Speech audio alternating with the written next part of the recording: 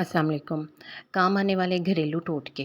अगर आपकी सिलाई मशीन बहुत गंदी हो चुकी है और आपने इसे हफ़्तों इस्तेमाल नहीं किया, तो इसको साफ़ करने के लिए एक कच्चे आलू को 2 हिस्सों में काट लें।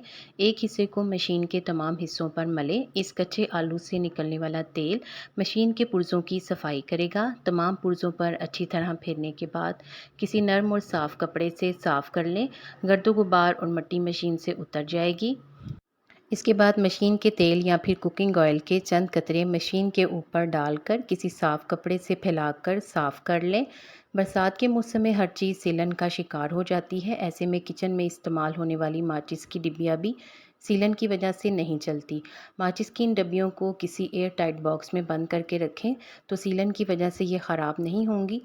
बर्तन धोने वाले साबुन को थोड़े से पानी में पिघला लें, फिर इसमें नींबू का रस या सिरका डालकर किसी बोतल में महफूज कर लें।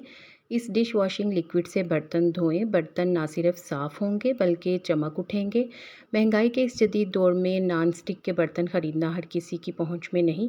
अगर आपके पास लोहे का तवा हो और आप इसे नॉन स्टिक बनाना चाहते हैं, तो एक आलू या प्याज को 2 टुकड़ों में काटें। एक टुकड़े को हल्के गर्म तेल में भिगोएं और उसके ऊपर नमक और सरसों का तेल लगाकर लोहे के तवे पर रगड़ें। इससे आपका लोहे का तवा नॉन स्टिक बन जाएगा।